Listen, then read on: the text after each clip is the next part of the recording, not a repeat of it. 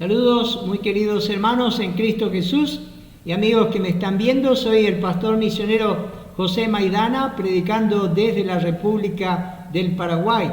Y hoy quiero continuar con la serie de mensajes sobre las dispensaciones que nos hablan del plan perfecto de Dios para esta humanidad. Hoy vamos a continuar con la segunda dispensación, la de la conciencia. Vamos a orar primeramente a nuestro Padre Celestial, que bendiga su palabra. Oremos. Padre, te damos gracias por este día más de vida que nos has dado. Gracias por poder abrir tu palabra con esta libertad y con la bendición de poder saber que tú estás en medio nuestro, saber que tú nos guías y podemos abrir tu palabra y saber que tú nos has de estar hablando una vez más a través de ella, a través de tu Espíritu Santo.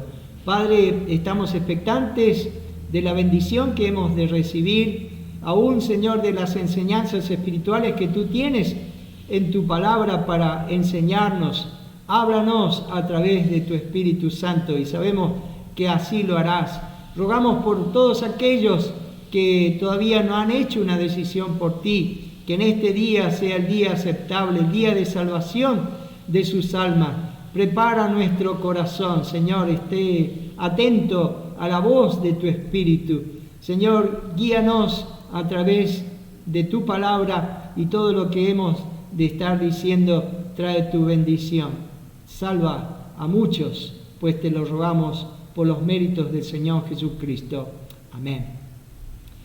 Continuando entonces con el estudio de las dispensaciones, ya hemos visto la primera dispensación, la de la inocencia, que el hombre fue creado inocente y sin pecado, que andaba con Dios en un compañerismo ininterrumpido y disfrutaba las maravillas de la muy buena creación de Dios, no hay duda. Dios le dio un mandato sencillo para probarle en aquel estado de inocencia a Adán y Eva. Y por su desobediencia a Dios, al comer del árbol del conocimiento del bien y del mal, vino al hombre la culpabilidad del pecado y una nueva responsabilidad moral de escoger entre el bien y el mal. Y así se inicia esta segunda dispensación, la dispensación de la inocencia.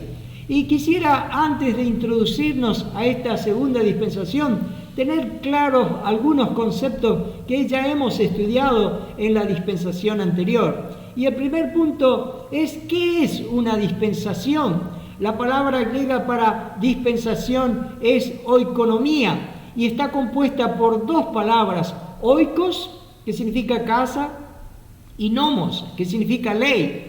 De modo que la palabra significa leyes de la casa o reglas del hogar y se refiere al orden de los asuntos de un hogar. Y cuando se usa en la palabra del Señor, la Biblia, se refiere al orden y administración de la casa de Dios, que es el mundo. Y una definición breve y más precisa de dispensación sería que es el plan por el cual Dios trata con el hombre durante cierto periodo de tiempo. La palabra dispensación en sus formas, varias formas que aparece en el Nuevo Testamento, la palabra dispensación en sus varias formas aparece 20 veces en el Nuevo Testamento.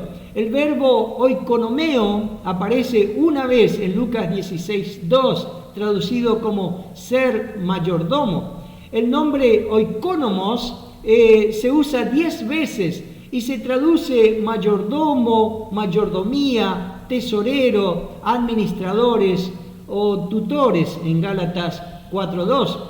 Y el nombre oikonomía se usa 9 veces y se traduce dispensación en Efesios capítulo 1, versículo 10 y en Efesios 3, 9, administración, edificación, mayordomía, comisión. Entonces, una dispensación es una mayordomía y esta mayordomía incluye 3 cosas. Primero, el dueño de casa, que es el Dios vivo, es el dueño de este mundo. Bueno, la casa, segundo, es el mundo. La tierra le pertenece a Dios. Él decide y gobierna de acuerdo a su voluntad y sabiduría. Y el tercero, el mayordomo, es el ser humano. Y el mayordomo tiene que ser fiel, ¿no es cierto? Y obediente a la voluntad del dueño de casa. El mayordomo tiene que cumplir las reglas de la casa que Dios ha entregado, y si el mayordomo no cumple los reglamentos se encontrará ciertamente en problemas. El segundo periodo entonces que encontramos en las Escrituras es la dispensación de la conciencia. Miremos el segundo punto a desarrollar: el hombre y su conciencia. Hay muchas frases sobre la conciencia que a lo largo de los siglos los hombres han dicho, y teóricamente como consejos sabios. Vamos a mirar algunos de ellos. Séneca, que vivió en el año 4 antes de Cristo y 65 después de Cristo, que fue un filósofo latino, dijo: la buena conciencia admite testigos, la malvada se agita y se perturba aún en la soledad. Cicerón, en el 106 a.C. y 43 a.C., que fue un escritor, filósofo y político romano, dijo: mi conciencia tiene para mí más peso que la opinión de todo el mundo. Tomás de Kempis, que vivió en el 1380 a 1471, dijo, que era un teólogo alemán: fácilmente estará contento y tranquilo el que de verdad tiene la conciencia limpia. O William Shakespeare, en 1564 a 1616, dijo, quien era un escritor inglés: la conciencia es la voz del alma. O John Wright, 1627 a 1705, un naturalista inglés, dijo: la buena conciencia sirve de almohada. Muchos tal vez definirían de esa forma, ¿no es cierto?, la conciencia. Y por último, José de San Martín, en el 1778 nació, al 1850, quien fue un militar y político argentino. Dijo: la conciencia es el mejor juez que tiene un hombre de bien. Entonces, el estudio de esta segunda dispensación que queremos continuar es si la conciencia del hombre es o no una guía buena y hasta qué punto podemos confiar en ella. Y el primer punto es: ¿qué es la conciencia en el hombre? Y veamos la definición que nos da las Sagradas Escrituras en Romanos capítulo 2, versículos 14 y 15. Dice: porque cuando los gentiles que no tienen ley hacen por naturaleza lo que es de la ley, estos, aunque no tengan ley, son ley para sí mismos, mostrando la obra de la ley escrita en sus corazones, dando testimonio su conciencia y acusándoles o defendiéndoles sus razonamientos. El comentarista Warren Wiersbe dice: donde quiera que vaya, uno encontrará personas con un sentido interno de lo correcto, y a este juez interno la Biblia lo llama conciencia. Se encuentra entre todas las culturas un sentido de pecado, un temor del juicio y un intento de propiciar sus pecados y apaciguar cualquiera dioses temidos. Hasta aquí el comentario de Warren Wiersbe. Dios ha puesto una ley escrita en los corazones de cada persona, pero la naturaleza pecaminosa de los seres humanos no la hace caso, la deja a un lado, a un costado. Entonces, al suprimirla de esta forma, cambian el amor al Creador por el amor a la creación. En el mundo de hoy han quitado de sus conciencias al Creador, ante quien deben darles cuentas de sus responsabilidades y de sus actos. La conciencia entonces se define como el conocimiento interior del bien que debemos hacer y del mal que debemos evitar. Y se corresponde con el hecho de que luego de la caída, los hombres heredaron de Adán el conocimiento del bien y del mal que las primeras criaturas adquirieron por su desobediencia. Así que ya no se podía decir que el hombre era inocente, era a la vez culpable de pecado, perdiendo así su pureza, y a la vez inteligente hacia los valores morales, pasando a poseer una conciencia. Dios ha puesto la conciencia como una restricción a este mundo para que el hombre siga el camino del bien y rechace el mal. La conciencia es una restricción personal. Nos evita que vayamos a una destrucción completa, a una destrucción aún de nosotros mismos. Pero veremos que este mundo ha quitado el dictado de su conciencia, las ha dejado afuera y aún lo vemos cómo avanza en el día de hoy esto. Lo segundo, ¿por qué la conciencia no es una buena guía? Con el conocimiento del bien y del mal, con la habilidad de distinguir entre lo correcto y lo incorrecto, el hombre quedó totalmente en un nuevo estado ante Dios y era necesario probarle en base a ese cambio, a ese nuevo estado.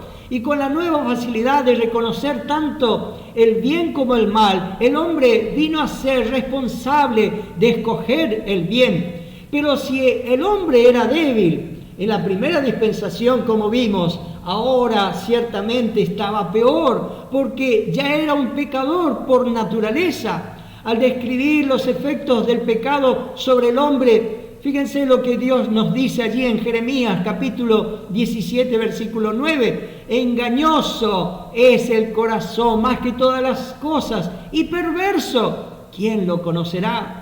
La pecaminosidad del hombre no era meramente un hecho ahora, sino un estado. Y esta naturaleza es la que podía impartir al hombre, a su descendencia, una naturaleza pecadora. El salmista David dijo siglos después que el hombre haya caído, en el Salmo 51:5, he aquí, en maldad he sido formado y en pecado me concibió mi madre.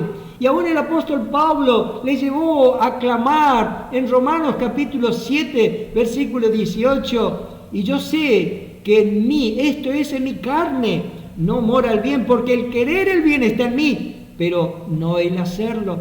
Entonces el hombre comenzó la segunda dispensación, no tan solo con la responsabilidad de hacer el bien que lo conocía, sino sin la disposición de hacerlo por la naturaleza pervertida y pecaminosa que había recibido de Adán, el padre de todos nosotros. Además, la conciencia en sí era débil, y si ella hablaba demasiado fuerte, el hombre aprendió cómo él podía hacerla callar por su razonamiento. Él podía levantar una barrera de excusas por su maldad, contra la cual la conciencia no podía superarla. Así que la conciencia fue cauterizada. Esta palabra lo vemos allí en 1 de Timoteo capítulo 4 versículo 2. Por la hipocresía de mentirosos que, teniendo cauterizada la conciencia, cauterizar es quemar la piel con un instrumento caliente. El dolor es tan intenso al principio, pero disminuye con el tiempo. La piel se vuelve dura y ha perdido toda sensibilidad. Así también la conciencia de la persona puede ser cauterizarse. En Efesios capítulo 4, versículo 19 dice, los cuales, después que perdieron toda sensibilidad, se entregaron a la lascivia para cometer con avidez toda clase de impureza. Esto explica cómo la gente puede vivir en pecados terribles, abominables, sin perder ningún sueño, sin sentir una mala conciencia. La presión de la conciencia ha sido neutralizada por la frecuente racionalización. Esto es el mecanismo de defensa que consiste en justificar las acciones, generalmente las de uno mismo, de tal manera que eviten la reprensión. Es decir, van poniendo excusas tras excusas a sus monstruosos pecados que ellos cometen. Así que la conciencia del hombre tiende a orientarse con los estándares aceptados por la sociedad, sin tomar en cuenta cuán malos son. En vez de adherirse a un estándar absoluto del bien y del mal, se va perdiendo el discernimiento y la conciencia falla en ser un muro contra el pecado, con tal que sea un pecado generalmente aceptado por todos. Se conforma a una moralidad inferior, por lo tanto la conciencia no sirve de guía confiable. Miremos el tercer punto, analizando la dispensación de la conciencia. Primero, la responsabilidad del hombre. El hombre tenía un conocimiento del bien y del mal. Esto nos dice en Génesis capítulo 3, versículo 22. Y dijo Jehová a Dios: he aquí el hombre es como uno de nosotros, sabiendo el bien y el mal. Miremos en este primer gráfico, esta dispensación empezó con la caída del hombre en pecado. Por su desobediencia al hombre le fueron abiertos los ojos de su conciencia, sabía el bien y el mal. La responsabilidad del hombre durante esta dispensación era hacer el bien y evitar el mal por el dictado de la conciencia, y debía traer una ofrenda o sacrificio de sangre a Dios. Esta dispensación, como todas las demás, terminó con juicio, el juicio del diluvio universal. Hasta aquí este gráfico. Tenemos entonces el conocimiento solamente de unos pocos que respondieron positivamente a la prueba de esta dispensación en la palabra del Señor. Pero también tenemos el registro de quienes no respondieron y por sus malas obras precipitaron el juicio de Dios sobre el mundo. Apenas había comenzado esta dispensación cuando hubo dificultad. Leamos allí en Génesis capítulo 4, versículo 2 al 5. Después dio a luz a su hermano Abel. Y Abel fue pastor de ovejas, y Caín fue labrador de la tierra. Y aconteció andando el tiempo que Caín trajo del fruto de la tierra una ofrenda a Jehová. Y Abel trajo también de los primogénitos de sus ovejas, de lo más gordo de ellas. Y miró Jehová con agrado a Abel y a su ofrenda, pero no miró con agrado a Caín y a la ofrenda suya. Y se ensañó Caín en gran manera y decayó su semblante. ¿Cuál hombre hizo lo bueno? ¿Y quién hizo lo malo? En Hebreos capítulo 11, versículo 4, leemos, dice allí: por la fe Abel ofreció a Dios más excelente sacrificio que Caín, por lo cual alcanzó testimonio de que era justo, dando Dios testimonio de sus ofrendas, y muerto aún habla por ella. Caín trajo una ofrenda del fruto de la tierra que él mismo había labrado, mientras que Abel ofreció de los primogénitos de las ovejas. Esta era una ofrenda de sangre, conforme al ejemplo dado por Dios cuando hizo las túnicas de pieles para cubrir a Adán y Eva después de su pecado. En Génesis capítulo 3, 21 dice: y Jehová Dios hizo al hombre y a su mujer túnicas de pieles y los vistió. Dios miró con agrado a Abel y a su ofrenda porque era expresión de su fe. Las ofrendas que se ofrecieron hasta ese tiempo eran las llamadas ofrendas encendidas. Abel y posteriormente Noé y después Abraham y Job ofrecieron estas ofrendas. En ellas el animal era totalmente consumido por el fuego en el altar y representaban a Cristo en su sacrificio en la cruz, ocupando nuestro lugar como ofrenda a Dios que Él acepta por nuestros pecados. Son significativas las palabras que vemos allá en la primera epístola del apóstol Juan, en el capítulo 3, versículo 12, nos dice: no como Caín, que era del maligno y mató a su hermano. ¿Y por qué causa lo mató? Porque sus obras eran malas y las de su hermano justas. Después que Caín hizo lo malo, él se sintió enojado y deprimido. En Génesis capítulo 4, versículo 5 dice: y se ensañó Caín en gran manera y decayó su semblante. Estos malos sentimientos fueron sacados a la luz por su conciencia y debió haberlos reconocido como señales de advertencia. Había algo malo en su vida que necesitaba reparación. Dios vino a Caín y le dio la oportunidad de arreglar las cosas. En Génesis capítulo 4, versículos 6 y 7 leemos: entonces Jehová dijo a Caín: ¿por qué te has ensañado y por qué ha decaído tu semblante? Si bien hicieres, ¿no serás enaltecido? Y si no hicieres bien, el pecado está a la puerta. Con todo esto a ti será su deseo y tú te enseñorearás de él. Él era responsable de hacer lo que era correcto y bueno. La falla en hacer el bien significaba que el pecado, su naturaleza pecadora, estaría esperándolo a la puerta como un animal salvaje, como una bestia salvaje, allí agazapada para abalanzarse sobre él apenas cruzase la entrada para destruirlo. Es obvio que Caín no se daba cuenta de cuán vulnerable y débil era ante el pecado. Y así es el ser humano, ciertamente, ¿no es cierto? Débil para poder salir del pecado. No tiene fuerza, pero sí tiene fuerza y lo hace con toda decisión el pecado para cometer. Por tal motivo, Caín necesitaba ofrecer un sacrificio por el pecado que resultase aceptable para Dios, un sacrificio que apuntase a Cristo.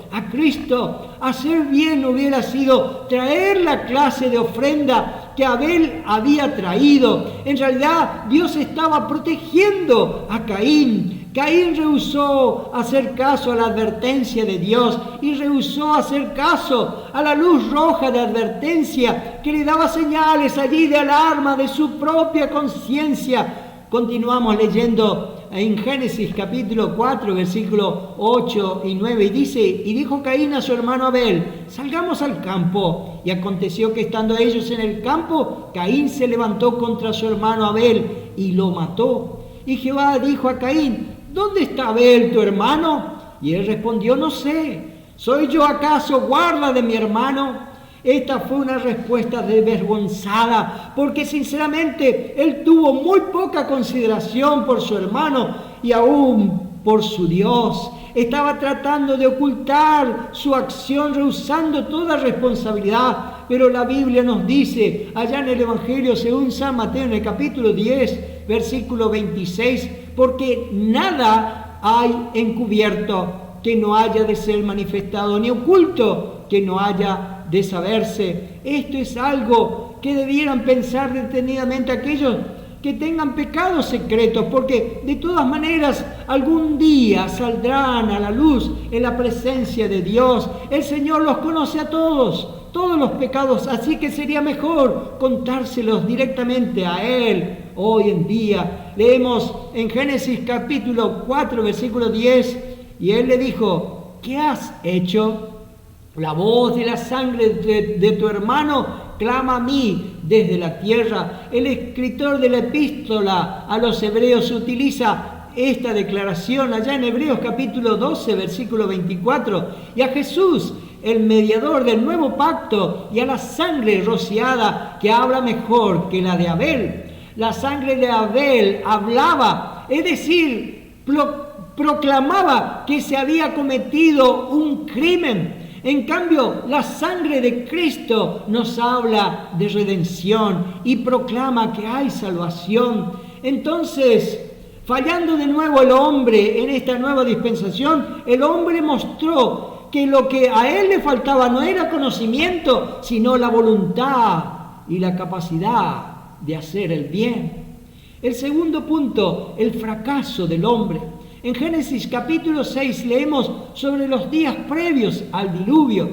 Génesis capítulo 6, versículo 1 y 2 dice: aconteció que cuando comenzaron los hombres a multiplicarse sobre la faz de la tierra y les nacieron hijas, que viendo los hijos de Dios que las hijas de los hombres eran hermosas, tomaron para sí mujeres, escogiendo entre todas. ¿Quiénes son estos hijos de Dios? ¿Y quiénes son estas hijas de los hombres? Después que Caín mató a su hermano Abel, Eva dio a luz otro hijo, dice las Escrituras en Génesis capítulo 4, versículos 25 y 26. Y conoció de nuevo Adán a su mujer, la cual dio a luz un hijo, y llamó su nombre Set, porque Dios, dijo ella, me ha sustituido otro hijo en lugar de Abel, a quien mató Caín. Y a Set también le nació un hijo, y le llamó su nombre Enos. Entonces los hombres comenzaron a invocar el nombre de Jehová. ¿Quiénes son entonces estos hijos de Dios y las hijas de los hombres? Miremos en este segundo gráfico quiénes son. Los hijos de Dios se refieren a la descendencia piadosa de Adán y Set. Y las hijas de los hombres pertenecen a la descendencia corrupta de Caín. Y lo que tenemos aquí es una alianza impía, una mezcla de los dos linajes, un matrimonio mixto, el piadoso y el impío uniéndose en matrimonio. El muro de separación se vino abajo y esto eventualmente dio origen a una sociedad perversa cuyos pecados trajeron el juicio del diluvio. La línea de Set termina con Noé, que significa consuelo o descanso, cuyos 3 hijos, Sem, Cam y Jafet, dieron al mundo un nuevo comienzo después del diluvio. Estos días fueron muy oscuros, pero tenemos los nombres de 3 hombres de Dios en Hebreos capítulo 11, versículo 4 al 7, allí que fueron héroes de la fe durante este periodo: Abel, Enoc y Noé. La corrupción en esos días era la regla y no la excepción, y se había extendido por toda la humanidad. En Génesis capítulo 6, versículo 1 leímos: cuando comenzaron los hombres a multiplicarse sobre la faz de la tierra. Y allí en Génesis capítulo 6, versículo 5, dice la palabra de Dios: y vio Jehová que la maldad de los hombres era mucha en la tierra. Los hombres se pervertieron en un desenfreno veloz, hasta el punto que la Escritura expresa allá en Génesis capítulo 6, versículo 11, y se corrompió la tierra delante de Dios, y estaba la tierra llena de violencia. Hubo violencia, hubo poligamia, depravación en masa y una proliferación de los deseos malignos y pecaminosos en el corazón de los hombres. Dios tuvo que intervenir por causa de la maldad de ellos. Y en Génesis 6, 7 dice: y dijo Jehová, raeré de sobre la faz de la tierra a los hombres que he creado. Hasta aquí nuestro gráfico. La separación es una enseñanza muy clara en las Escrituras. Cuando hay una alianza que no es santa, va a surgir los problemas, y es exactamente lo que sucedió aquí en Génesis capítulo 6. En 2 Corintios capítulo 6, versículo 14, el apóstol Pablo dice: no os unáis en yugo desigual con los incrédulos, porque ¿qué compañerismo tiene la justicia con la injusticia? ¿Y qué comunión la luz con las tinieblas? Tal vez hoy le estoy hablando a alguien que está considerando en este tiempo unirse en matrimonio con una persona que no es creyente, y usted sí lo es. Si usted piensa casarse con un inconverso, quiero que lea cuidadosamente Génesis capítulo 6 y vea los horribles resultados de una alianza impía. En Génesis capítulo 6 vemos la importancia del matrimonio y la familia, y quisiera hacer un llamado firme para todos aquellos creyentes, ya sean jóvenes o no, que aún no se han casado. Cuando decidas casarte con alguien, tu decisión no solo te afectará a ti, sino que afectará a muchos más, aún a tu propia descendencia, y no solo a ti. Asegúrate de casarte dentro de la voluntad de Dios, porque vivirás años y años con las consecuencias de la decisión que tomes. Si haces una elección piadosa, estarás sentando las bases para años de bendición. No necesariamente años fáciles, porque aún el mejor de los matrimonios conlleva trabajo y requiere la gracia de Dios.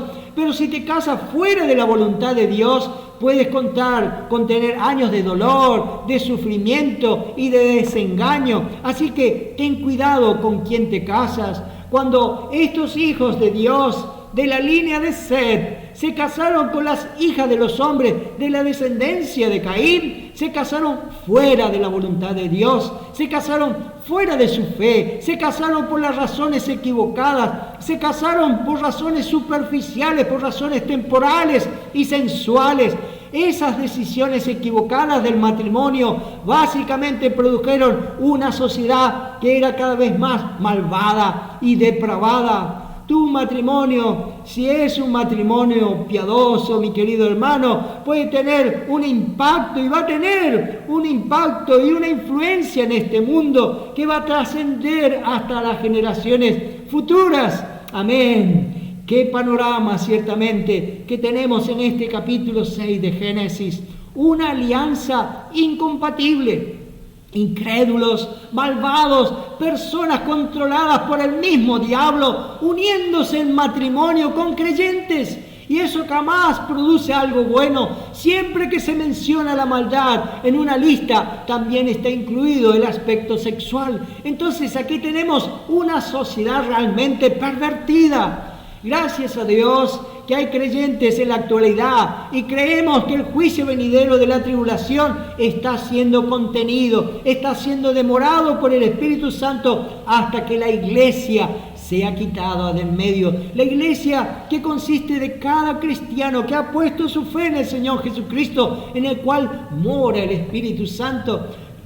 Creemos que en la actualidad la presencia del Espíritu Santo en este mundo está siendo contenido y demorando el juicio de Dios que se va a derramar muy pronto sobre la tierra. Puede suceder en cualquier momento el arrebatamiento de la iglesia y el juicio vendrá.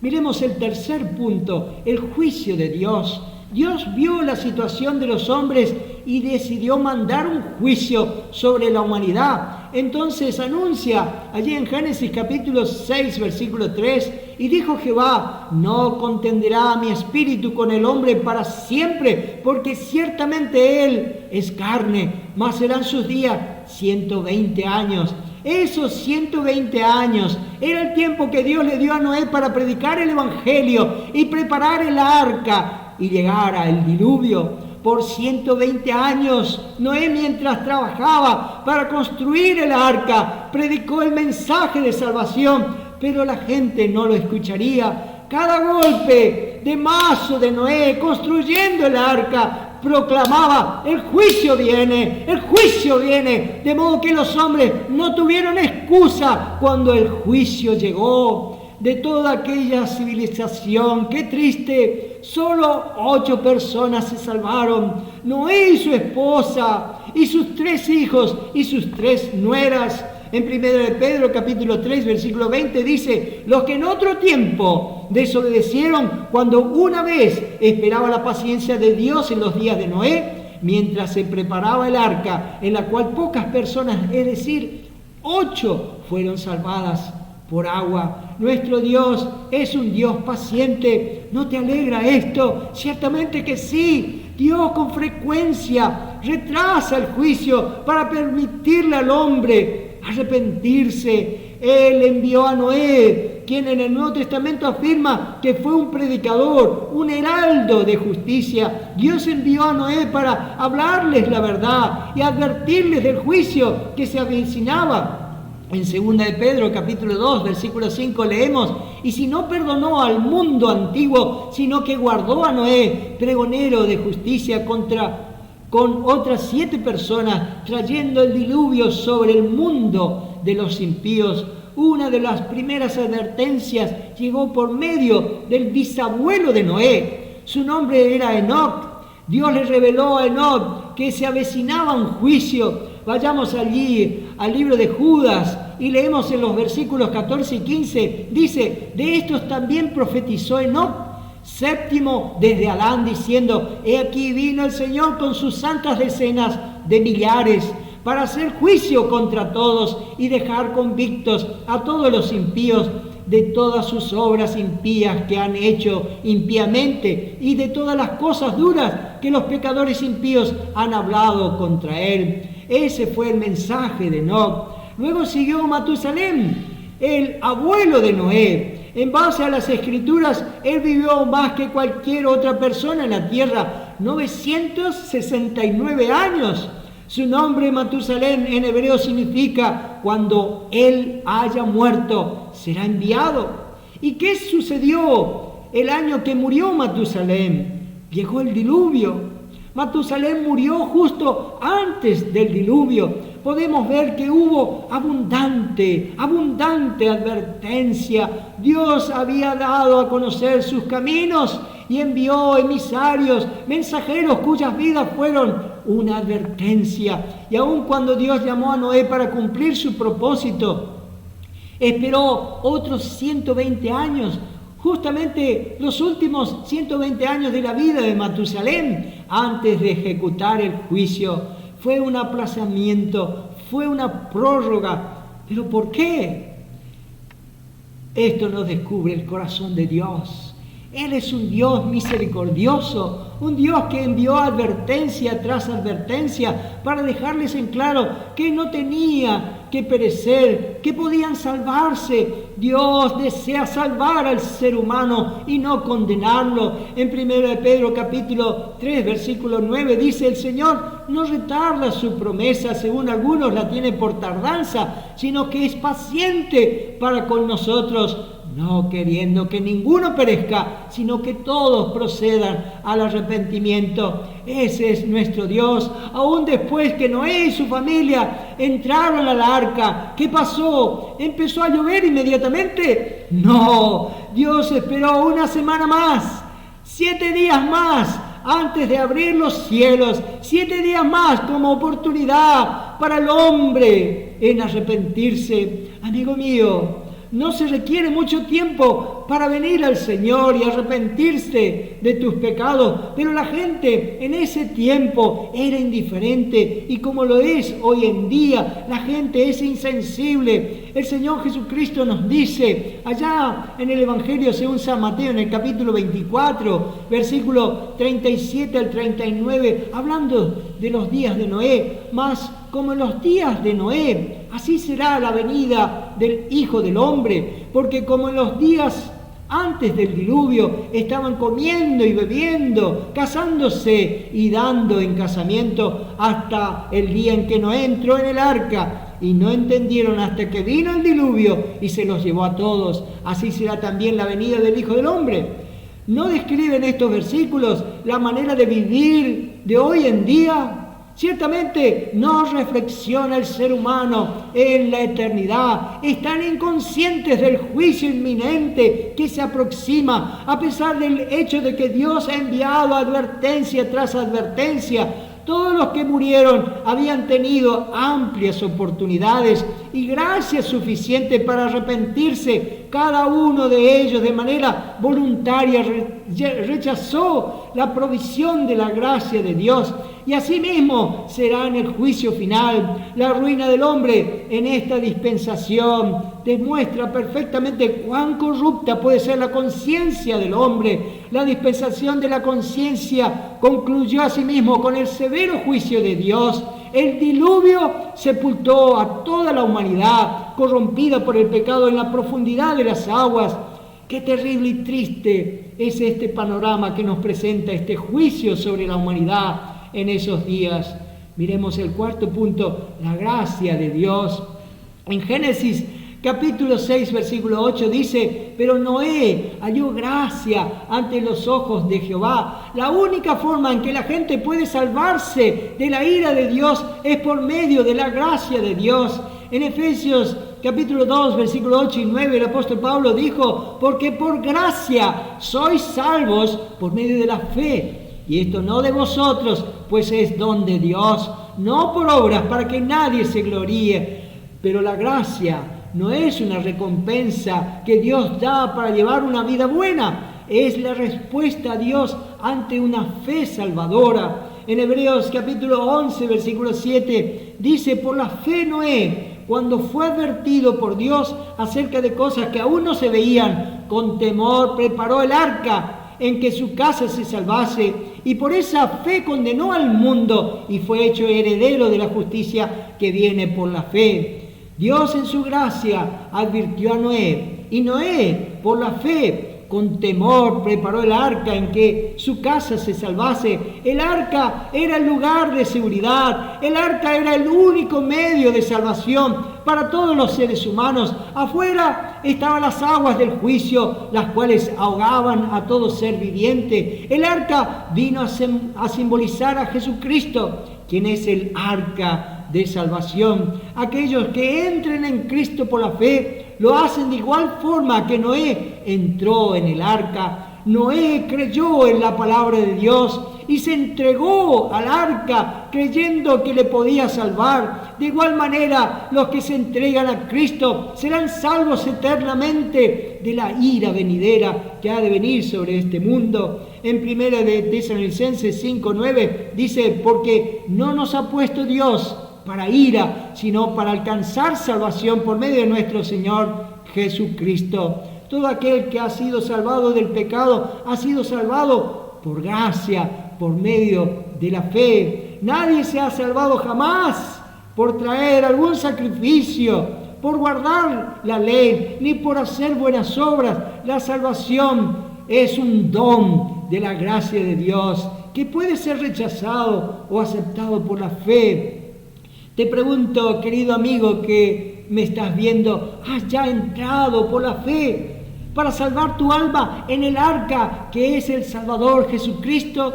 Si no lo hiciste todavía, ¿por qué no lo haces ahora mismo, creyendo que Cristo murió en la cruz del Calvario por tus pecados y ahora vive para salvar a todos los que vienen a Él? ¿No quisieras arrepentirte de tus pecados en este mismo momento y recibirlo por la fe como tu Salvador personal? Confía en Cristo como tu Salvador y Él te dará un nuevo nacimiento que necesitas para poder entrar en el reino de Dios. Pon tu fe en el Señor Jesucristo. Él es el único Salvador de tu alma, quien puede perdonar todos tus pecados y limpiarte de toda maldad. Pídele al Señor que te salve. No esperes otro día más, no esperes ni un minuto más.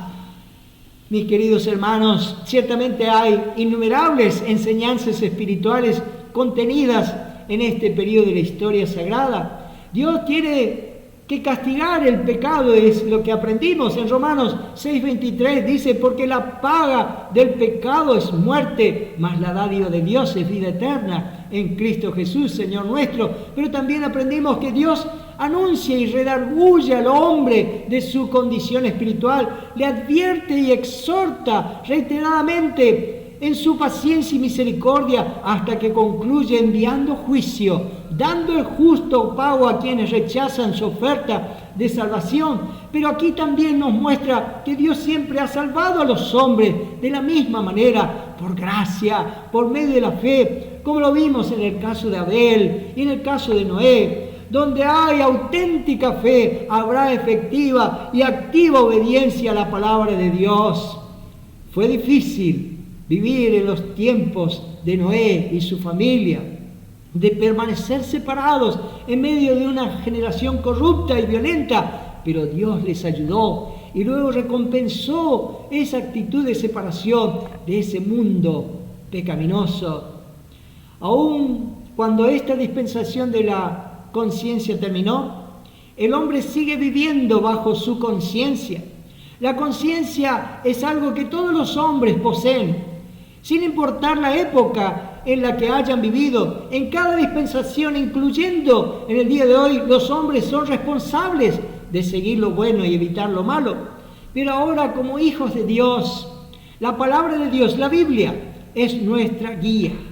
La Biblia tiene el 99,999% de la voluntad de Dios para mi vida. El Espíritu Santo nos guiará de acuerdo a la palabra de Dios. En Romanos capítulo 8, versículo 14 dice, porque todos los que son guiados por el Espíritu de Dios, estos son hijos de Dios.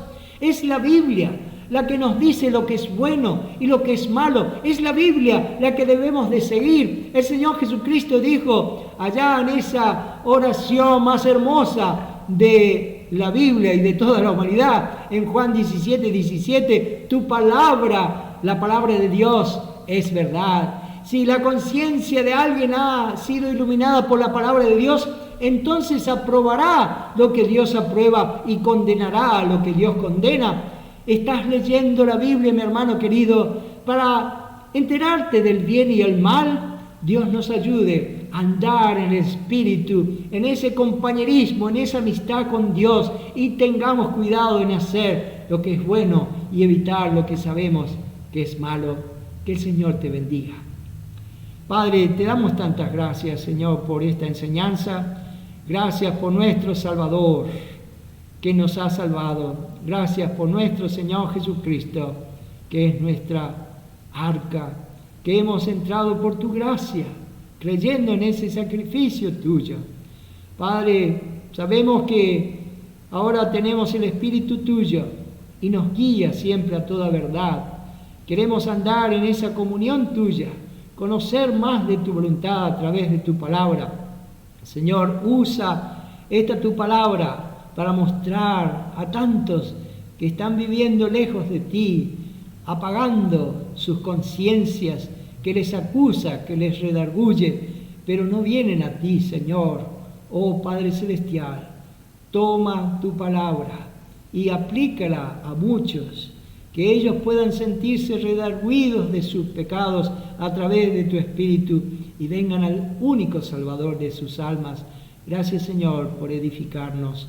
Aplícalo en nuestra vida, pues te lo pedimos por los méritos de nuestro Salvador, el Señor Jesucristo.